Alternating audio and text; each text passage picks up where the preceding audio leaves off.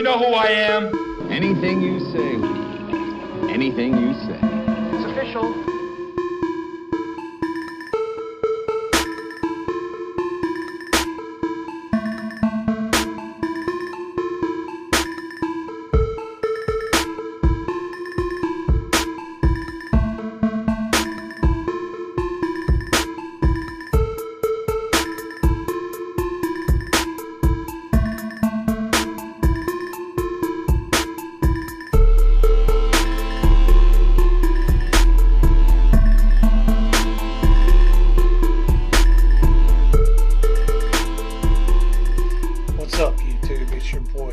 Back again with another rendition of Truth Be Told.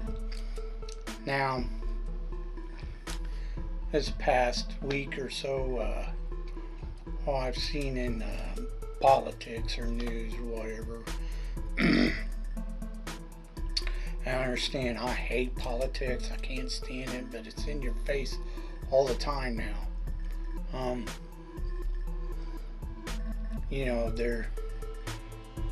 You got some Democrats trying to call for a military coup, and then Trump, he blurted out, that they're going against the Constitution, the law, and they're trying to start a military coup against them. It's just gotten crazy with that crowd. And then I saw the video where MTG or Marjorie Taylor Greene resigned. A lot of YouTubers were posting about that.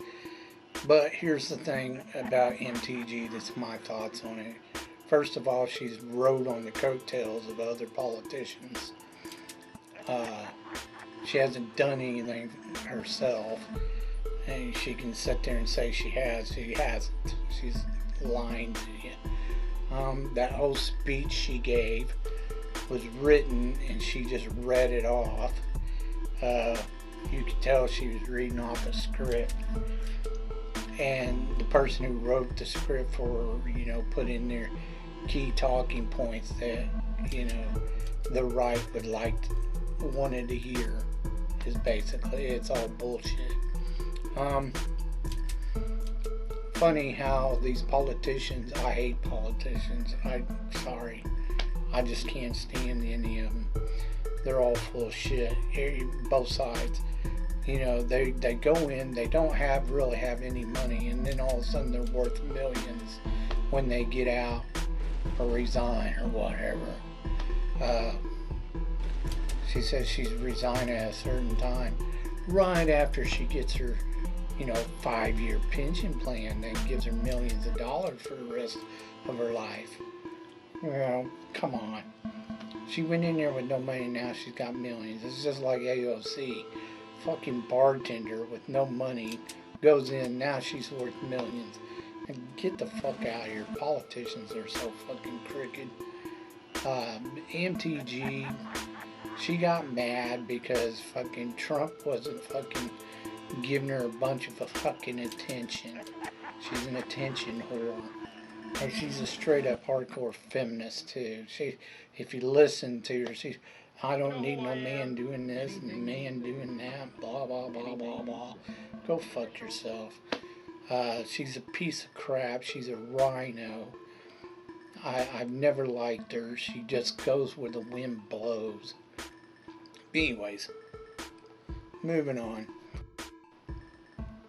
So as I've said before, even if you don't watch the channel regularly, and you've only seen a couple videos or you don't watch it at all, it only takes 2 seconds to hit that subscribe button.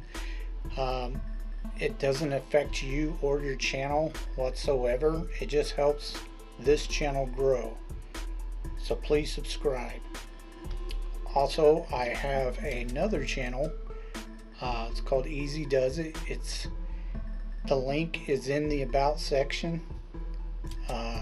Check it out if you like gaming vlogs and reviews and reactions to other YouTube channels. Okay, Again, subscribe. Let's get on to what I want to talk to you about, which is a game called Ball X Pit. Now, I saw Asmongold playing this on a couple of his videos, and he was about halfway through the game. I think I beat him finishing the game, because I just got done like a day or two ago beating the game. But Ball X Pit, I finished it. It took me about, I don't know, maybe 4 days, playing about 3 hours a piece. So about 12 hours or so is what it took me to play the game. It was interesting when I saw Asmon play it. I was like, well, that's kind of interesting, something to pass the time. And then I got hooked on it and trying to beat it. It's a little repetitious, but it's not in a way where it's just monogamous and you just get tired and bored of it. It's actually pretty decent. You have a ton of upgrades, certain balls. Now, I didn't get every single upgrade on the ball. The game has something called fission in it, and you're able to mesh the balls together and create new balls out of them. I think there were like 3 of them I didn't get, but I took most of my buildings. This is how I did it, but I took most of my buildings and put them to the right side. I just kept opening up an area, and every building I'd upgrade, I put it on the right side, and then the left side I'd put all my my housing, you know, my characters that you could play. I put all their houses on the left side, except for 1 or 2. One was for helped wheat production, the other helped forest production, wood. And then I stuck all my resources in the middle. They have there's just one little spot where all the little guys, all your little characters, when you unlock them, they show up on the little map or whatever. But there's just one little spot that you can harvest. They have the game has a section where it's called harvesting, where you harvest resources and you build buildings. Now, I think this is stupid. It's the worst part of the game, where you got to bounce these guys off the buildings and shit to collect crap and build buildings. I think that's stupid. If you're going to gather resources by just upgrading the buildings, then just upgrade the buildings. Spend the resources to upgrade the buildings. You don't need to bounce fucking these idiots off the fucking buildings. That's just dumb. But anyways, the way I played the game was, you know, I would unlock buildings at the very beginning, and then I'd collect as much resources as I could to upgrade them buildings right off the bat, and to their highest upgrade. I think most of them went to a 3 or a 5, but I'd upgrade every building as quickly as possible. That way I'm like taking forever to get through the levels and shit. I just kept doing that until I got every building upgraded, and I got most of them all upgraded pretty early on. Now, you don't necessarily have to go through every level with every character, because there's a point in time, if you go through a certain level so many times, even if you haven't used that character on that level. It tells you. You don't get any new buildings or new upgrades or anything like that. You just go through the collect gold or whatever, blah blah blah.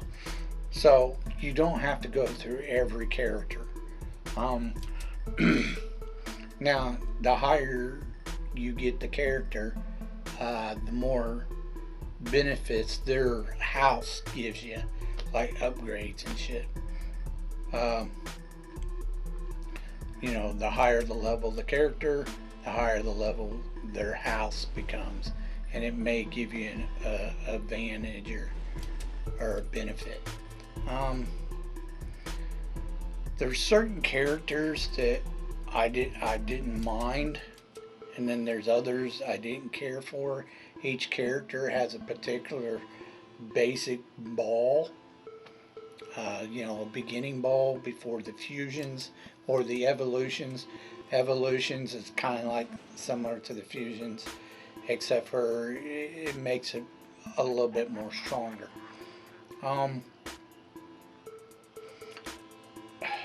Shade, I think the Shade character is probably the best character in the game, and the reason why is because all his balls come from the back row or at the top of the screen into the back of the, and it just clears them out way faster.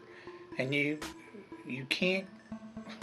There's a point in the game you'll eventually unlock an ability to where you can use two characters instead of just one. At the beginning you can only use one character.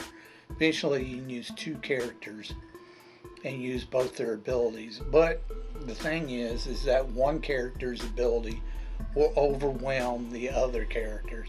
So you're not really using both their abilities. You're just using one of the character's ability. I usually pick Shade to go with or partner with one of the other characters. It just, you go through the level way faster and easier. But there are a couple characters you can't do that with, like the Meister. I think his name was the Meister. You can't do it with him, and you can't do it with the area of Effect King. He looks like some 70s hippie disco dude. But those two, you got to pair those two together, the Meister and him, in order to get anywhere, because the Meister will spit out several special balls instead of the little tiny white baby balls. They call them baby balls, but you're basically just shooting spiders' eggs is what it is. That's what those little white balls are. They're spider eggs. At first I didn't like the couple that you get at the beginning. I didn't care for them at first, but eventually once you get all the upgrades, you know, they become pretty strong. Yeah, so there's one character called the Coadjutator or something like that. I wasn't a big fan of his because he literally chooses all your upgrades for you. All you get to do is move them around the board. And then the other one I really didn't care for was the Radical. We called him the Radical. Wears a bandana. Basically, you don't do anything. He just pretty much plays the game. The AI plays the game for you. Is basically what it is. Now, like I said, most of the characters, when I was partnering up, I partnered them with Shade, and then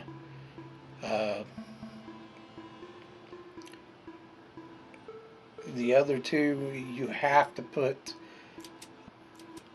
the King AOE area effect King with the Meister or whatever the fuck his name is, that does the special balls. All he does is special balls.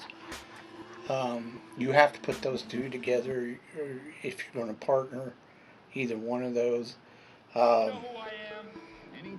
And then just to get through most of the levels and get whatever was I needed to get unlocked, to finish off these characters through every level, I used the radical with the tactician, because the tactician, it stops and then you get to he's turn based is the character, which was fine. It's just he's slow as hell, so I just sped up the game and I partnered him with the radical, who just does everything himself. So just to get through those two characters on each level done. For whatever reason, though, when I was looking through the book, the encyclopedia, the items, there's several items that it never gave me. I don't know why. I went through every single character but one. There's only one character I didn't go through the whole entire thing with. The last area is called the Void, and each level gives you like a little bonus trophy or whatever. If you build it, it gives you a bonus for each character that goes through the level. But the last one, and your last boss is the Moon, which is basically, the whatever creates the pit at the very beginning of the game, the cinematic. But in your last buildings, for warfare, I got all the buildings and everything. They're just basically stat upgrades you can do indefinitely, like strength and speed and blah blah blah. But for whatever reason, the game never gave me all the items, and there were several items that I saw in that encyclopedia thing. I don't have it. I don't have them. I don't know why it didn't give me any of them items. Makes no sense. I get maybe missing 2 or 3 fusion bombs, or balls, which I did. Like there was 2 or 3 fissions where you mesh them together. I didn't get those for whatever reason. But I was surprised at how many items were missing that I never got. Because you get balls and you get items for upgrades. They all have certain special abilities. But whatever. I completed the game. I'm done. I think I beat Asmongold. I don't know. At finishing the game in time. So I'm inserting this edit because there's a few things I failed to mention about this game. Now, you have 3 different modes to play the levels on. You have normal, fast, and super fast. You could speed up the game, make it go faster, but these are the different modes to play the game on for each level. There's only one character I didn't play, and that's the scientist. I didn't get him until I pretty much went through every level with every character, including the Void, the last one. And I didn't get him till like almost at the very end of the game. And I was like, what's the point of why? For one fucking character? I'm not fucking doing it.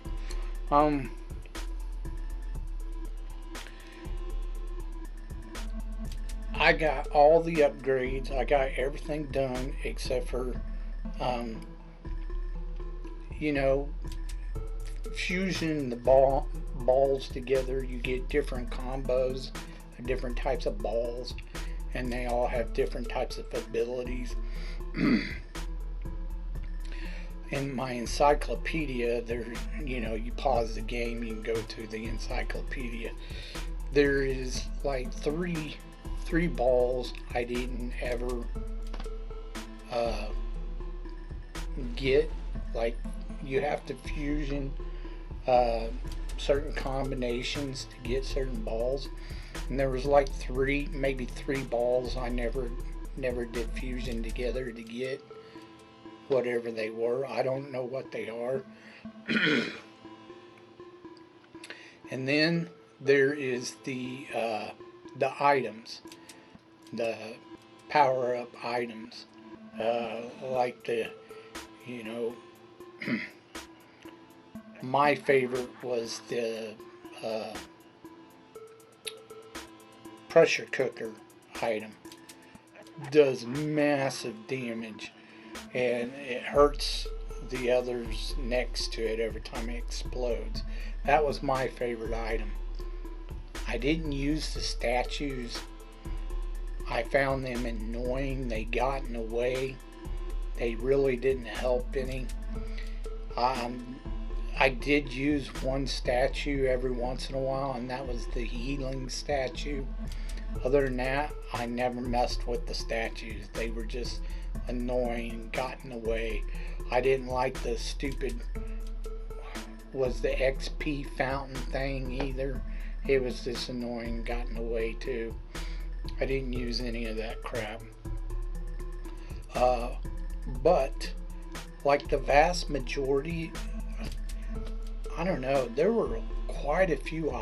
When I was you'll see when I'm looking through the encyclopedia, looking at the item upgrades, I was like, what the fuck? Like,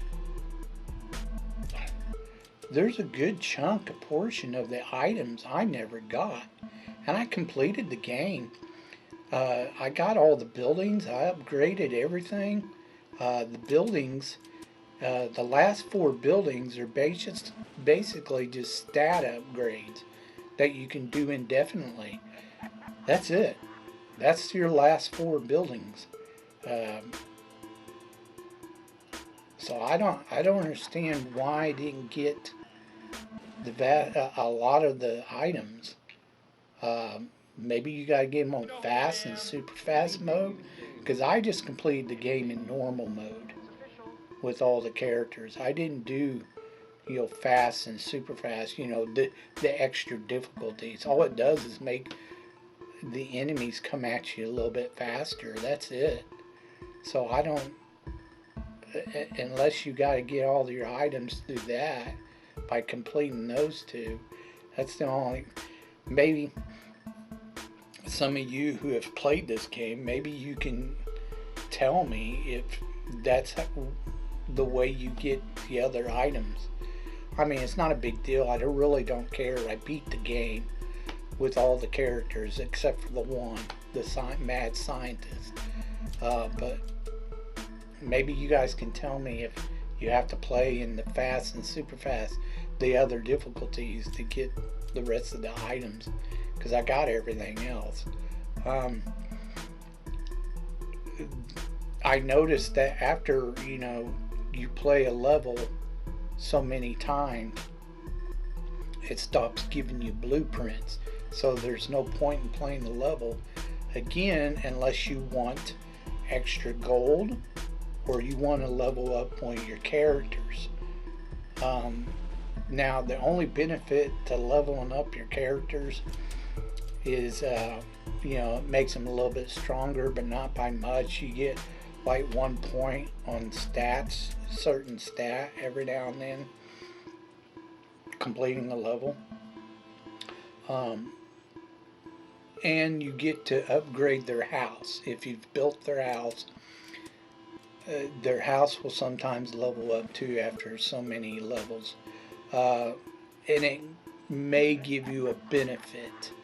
Like, for instance, the second character, the sheriff, his building will give you like a +1 on gold like every so many minutes, which isn't a real big benefit.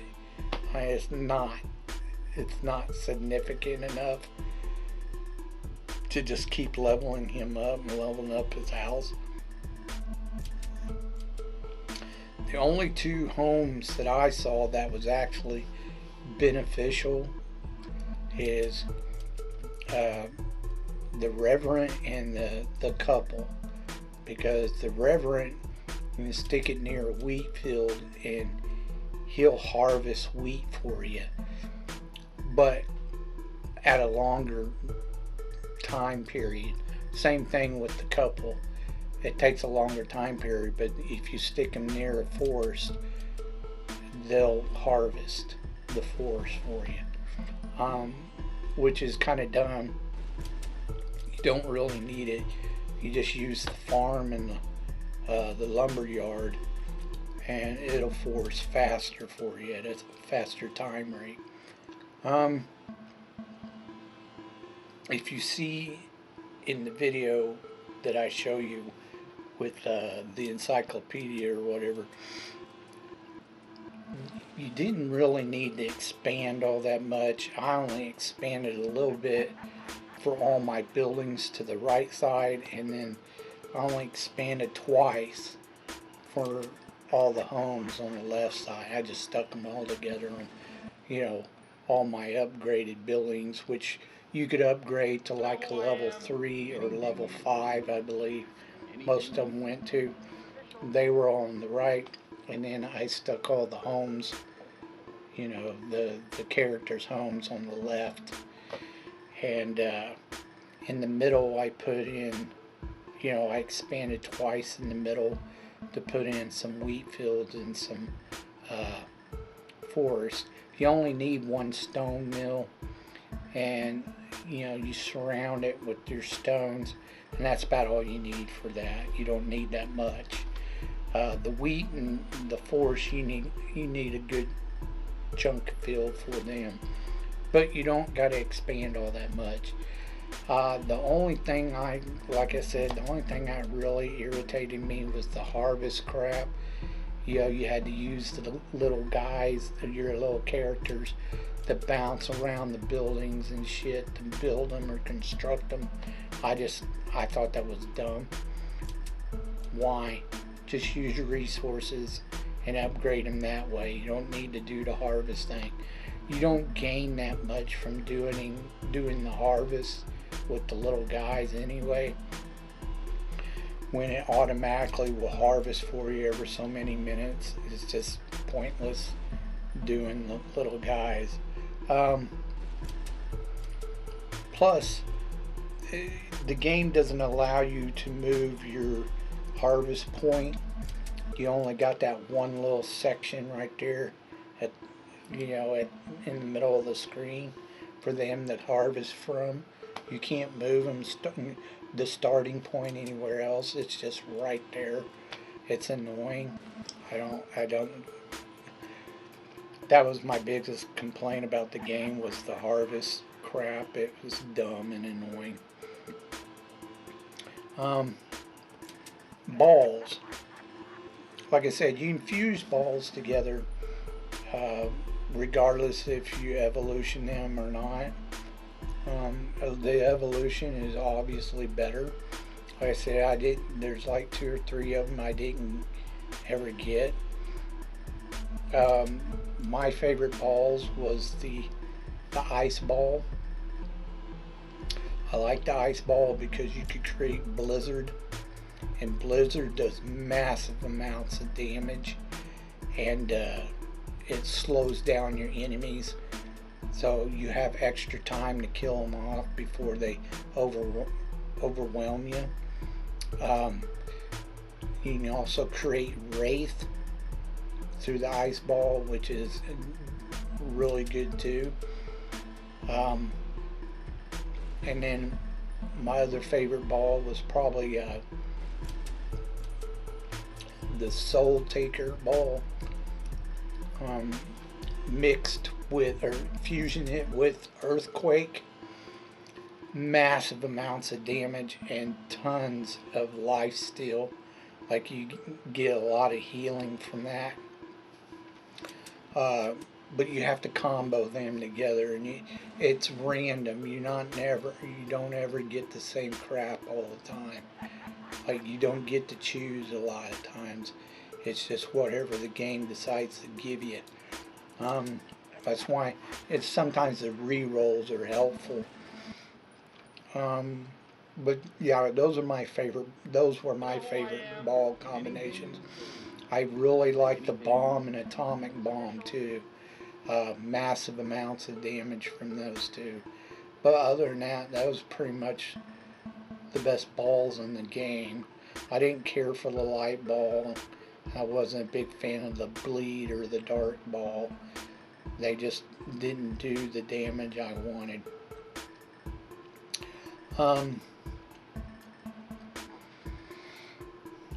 But that's pretty much it.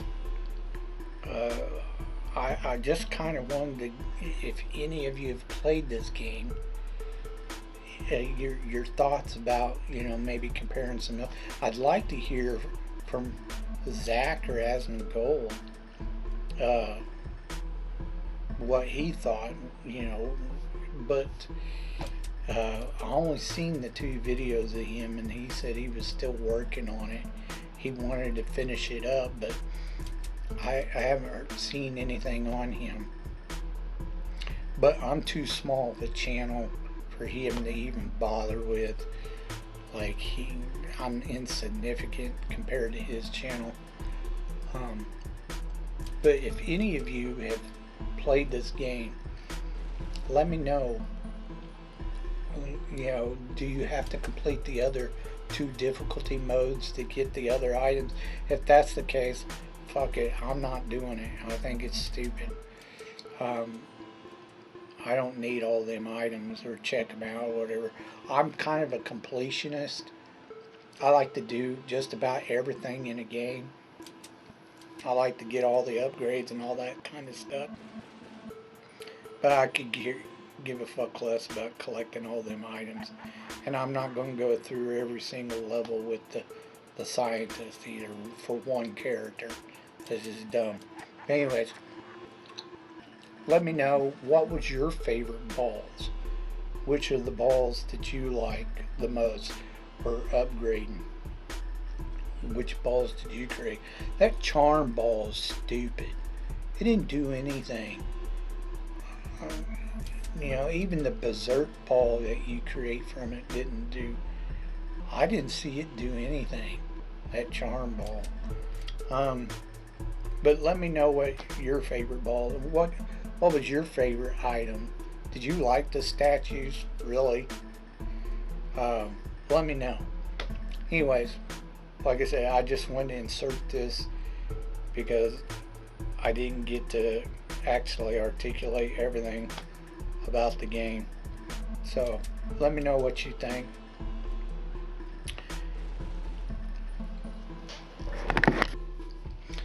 But the game's alright. It's not bad. Check it out if you want. If you just want some little fun game to pass the time. I give it 2 thumbs up. It's pretty decent for what it is. Okay, let's get on to your B movie reviews.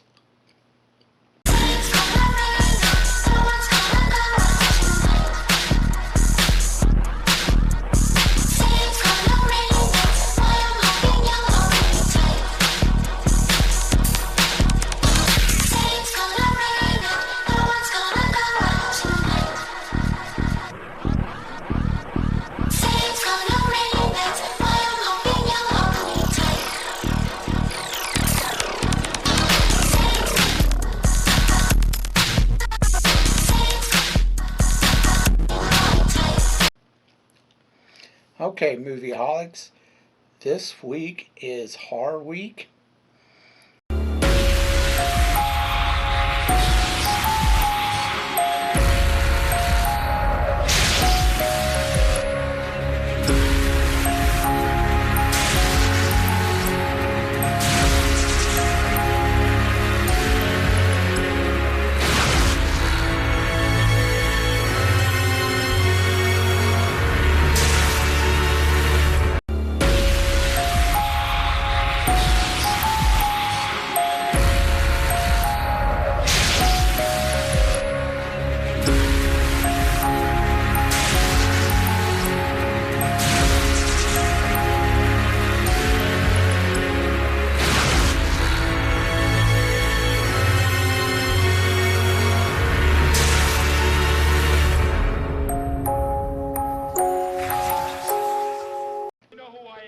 I haven't done a ghost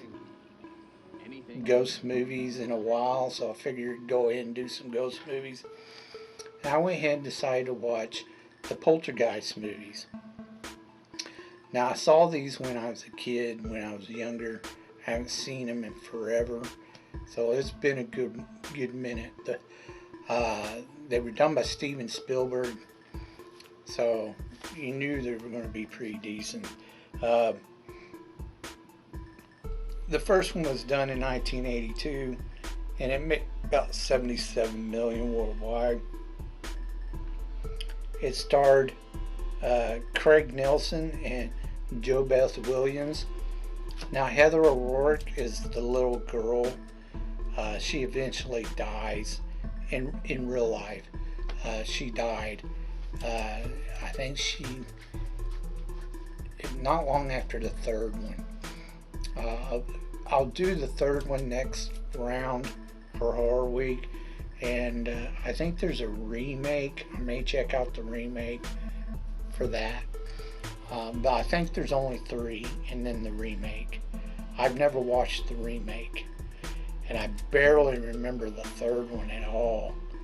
I don't think it was all that good. I don't remember, but I'm going to rewatch it anyway. Now in the first one,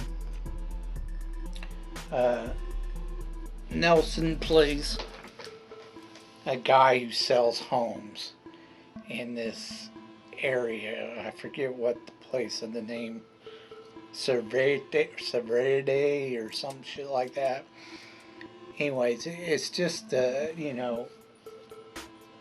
you saw a lot of these back in the day, where they developers would buy a huge plot of land and then build like these houses that were all practically the same design.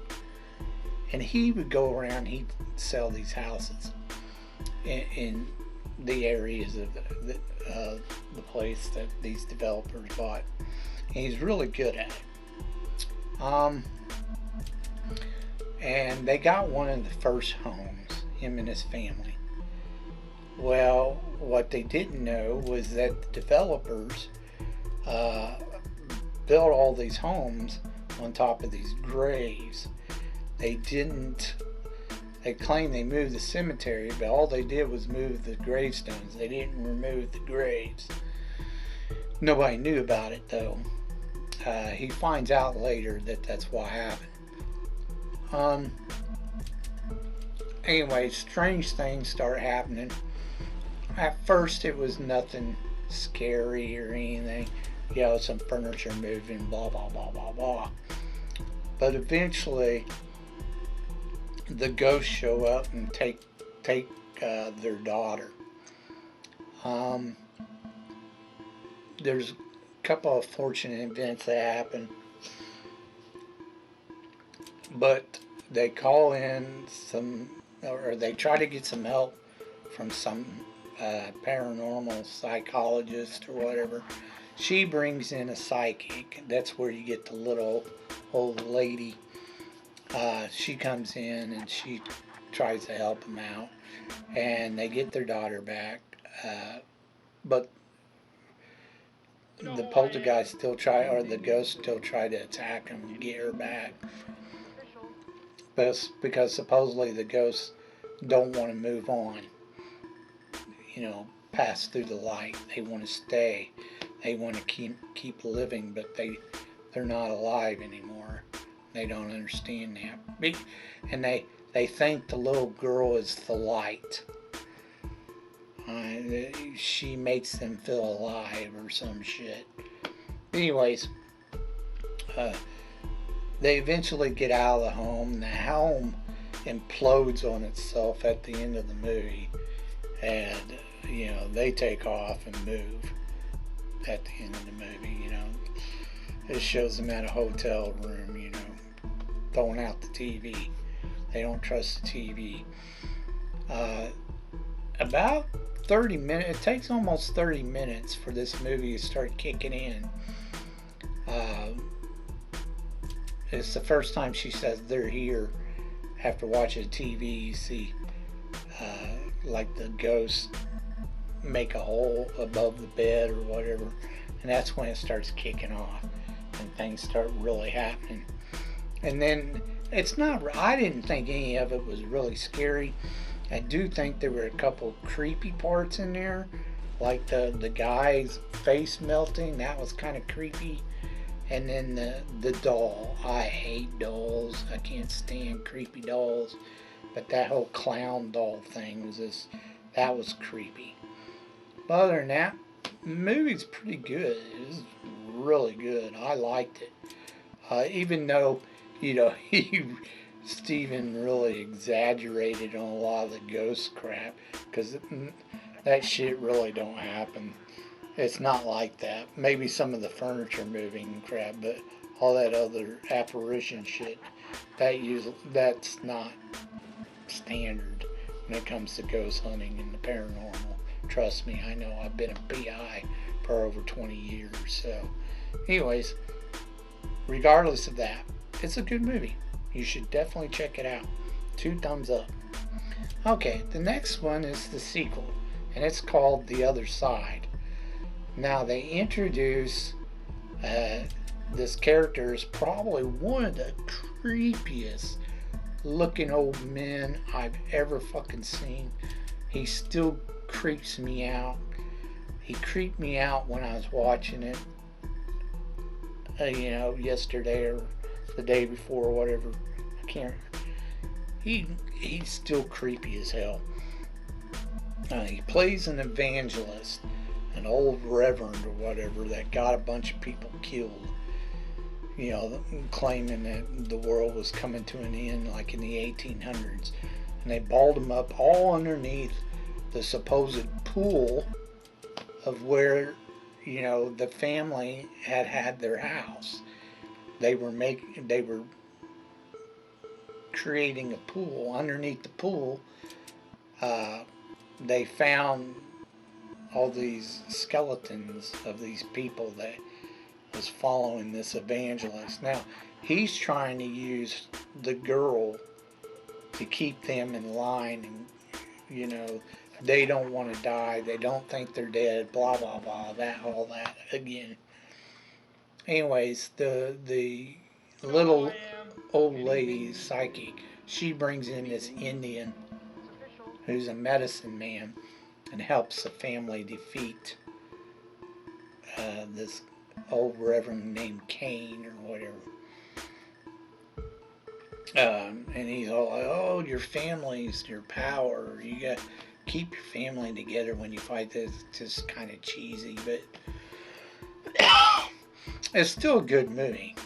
The creepy part in this movie was when, you know, he swallows the worm from the tequila, and it's actually the old man. It's pretty creepy, but it's a good movie. Not as good as the first one, but it's decent. It's all right. Like I said, it had a couple creep factors in it. I you know, go ahead and watch this one too. It's 2 thumbs up. Good movie. Check it out. I guarantee you won't be disappointed. So that's all I have for you this week. If you have any thoughts about what I talked about earlier in the video, you know, the game or whatever, I'd like to hear some other people's thoughts about the game. If you've played it before, let me know about the characters and the balls and the items and shit. You know, did you get all the balls and items? Because I didn't. So, and I beat the game like several times. So, anyways, let me know. And if you have any, if you think of any movies that I've never even heard of, or B-rated, underrated, leave your suggestions down in the comment section down below. I'll get to reviewing them as soon as I can. So until next time, I told you be told the truth, and you've just been told.